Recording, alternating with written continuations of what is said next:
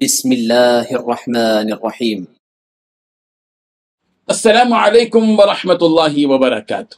حضرین ناظرین، یہ درس نمبر 2372 ہے اور آج سورۃ الفیل مکیہ کی 5 آیتوں کی تلاوت اور تشریح کی جائے گی۔ آیت نمبر 1 تا 5۔ اعوذ باللہ من الشیطان الرجیم، بسم اللہ الرحمن الرحیم۔ أَلَمْ تَرَ كَيْفَ فَعَلَ رَبُّكَ بِأَصْحَابِ الْفِيلِ أَلَمْ يَجْعَلْ كَيْدَهُمْ فِي تَضْلِيلٍ وَأَرْسَلَ عَلَيْهِمْ طَيْرًا أَبَابِيلَ تَرْمِيهِمْ بِحِجَارَةٍ مِّن سِجِّيلٍ فجعلهم كعصف مأكول صدق اللہ العظیم۔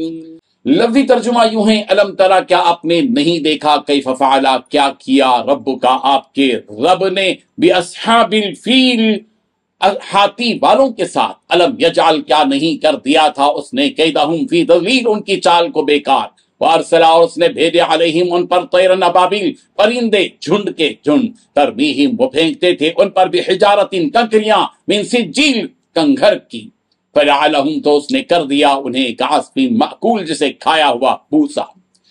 ترجمہ یوں ہے، کیا تم نے نہیں دیکھا کہ تمہارے پروردگار نے ہاتھی والوں کے ساتھ کیا کیا؟ کیا ان کا داؤ غلط نہیں کیا اور ان پر جھلڑ کے جھلڑ جانور بھیجے جو ان پر کنگھر کی پتھریاں پھینکتے تھے، تو ان کو ایسا کر دیا جیسے کھایا ہوا بھس۔ ان 5 آیتوں میں 4 باتیں بیان کی گئی ہیں۔ پہلی بات، کیا تم نے نہیں دیکھا کہ آپ کے پروردگار نے ہاتھی والوں کے ساتھ کیا معاملہ کیا؟ دوسری بات، کیا اس نے ان لوگوں کی ساری چالیں بیکار نہیں کر دی تھیں؟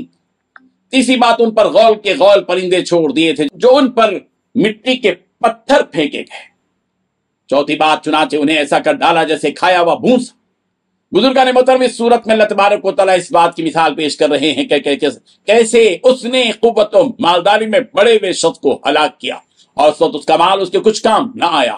چنانچہ فرمایا کہ اے نبی، کیا آپ کو ہاتھی والوں کا قصہ معلوم ہے کہ آپ کے پروردگار نے ان کے ساتھ کیا معاملہ کیا؟ یہاں ہو سکتا ہے کہ خطاب نبی رحمت صلی اللہ علیہ وسلم سے ہو، اس لیے کہ اصحاب فیل کے واقعے کے وقت میں آپ صلی اللہ علیہ وسلم کی ولادت نہیں ہوئی تھی، اس لیے آپ کو اس واقعے کا علم نہیں تھا، لہذا اس واقعے کو بیان کرنے کے لیے اللہ تبارک و تعالیٰ نے آپ کو مخاطب فرمایا۔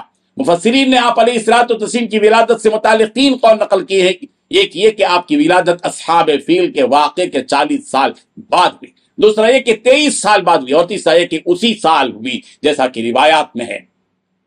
یہ بھی ممکن ہے کہ یہاں خطاب قریش مکہ سے ہو تاکہ انہیں اس واقعے کی یاد دلائی جائے جو کہ اللہ تعالیٰ کی قدرت کا ایک نمونہ تھا۔ یہ اصحاب فیل کون تھے، ان کا واقعہ کیا ہیں، اس کے متعلق امام قرطبی علیہ الرحمہ نے ایک طویل واقعہ بیان فرمایا، جس کا خلاصہ یہ ہے کہ ابرہہ نے صنعا مقام پر ایک شاندار چرچ بن پایا، اور وہ یہ چاہتا تھا کہ عرب کے لوگ خانہ کعبہ کو چھوڑ کر نعوذ باللہ اس چرچ کی زیارت و طواف کے لیے آیا کریں۔ چنانچہ ایک آدمی نے یہ بات سنی تو اسے غصہ آیا کہ وہ بیت اللہ کی عظمت کو ڈھانا چاہتا ہے، لہذا وہ ایک شام اس چرچ میں گیا اور قضائے حاجت سے فارغ ہو گیا اور کہا کہ یہ اسی قابل ہے۔ جب ابرہہ کو اس بات کی خبر ہوئی تو اسے غصہ آیا، اس وقت اس نے خانہ کعبہ کو ڈھانے کے ارادے سے نکلا اور پھر بیچ راستے میں مختلف واقعات ہوئے۔ بالآخر جب وہ مکے میں داخل ہوا تو اس نے اپنے قاصد کو مکے کے سردار یعنی حضرت عبد المطلب کے پاس بھیجا، یہ کہنے کے لیے کہ ہم آپ سے جنگ کرنے کے لیے نہیں بلکہ اس گھر کو ڈھانے کے لیے آئے ہیں۔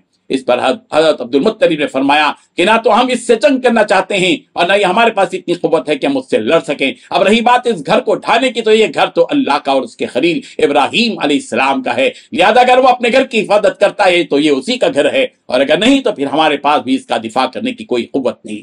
الغرض پھر آپ نے اپنی قوم قریش کو مکے سے نکل کر پہاڑوں میں چھپ جانے کا حکم فرمایا اور خود خانہ کعبہ کے دروازے کی کنڈی کو پکڑ کر اللہ تعالیٰ سے التجا کرنے لگے کہ اے ہمارے رب، ہمارے پاس آپ کے سوا ان کے لیے کوئی امید نہیں ہے، اے اللہ آپ اپنے گھر کی ان سے حفاظت فرما، اے اللہ یقیناً اس گھر کا دشمن وہی ہے جو آپ سے دشمنی کرے، یقیناً وہ آپ کی قوت کو کبھی دبا نہیں پائیں گے۔ چنانچہ اللہ تعالیٰ نے بھی ان پر اپنے پرندوں کا ایک لشکر بھیجا جو اپنی چونچ اور اپنے دونوں پیروں میں چنے کے برابر ایک مٹی کے پتھر پکڑے ہوئے تھے اور وہ اس لشکر پر پھینکتے جاتے اور جس پر بھی یہ پتھر گرتا وہ وہیں ہلاک ہو جاتا. اس طرح اللہ تعالیٰ نے ان سب کو ہلاک کر کے اپنے گھر کی حفاظت فرمائی.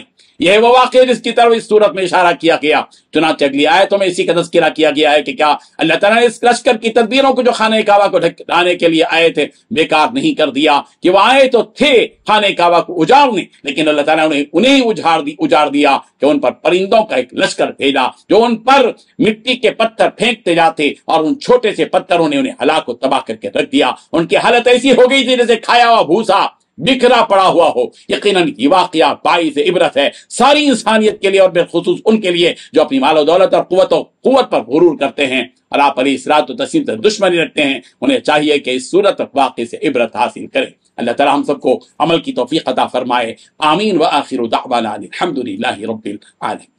ڈیلی درس قرآن کو سبسکرائب کیجئے، اپنے تاثرات اور مشورے ارسال کیجئے اور اپنے متعلقین کا گروپ بنا کر انہیں روزانہ درس قرآن بھیجئے اور اجر و ثواب پائیے. جزاکم اللہ خیر.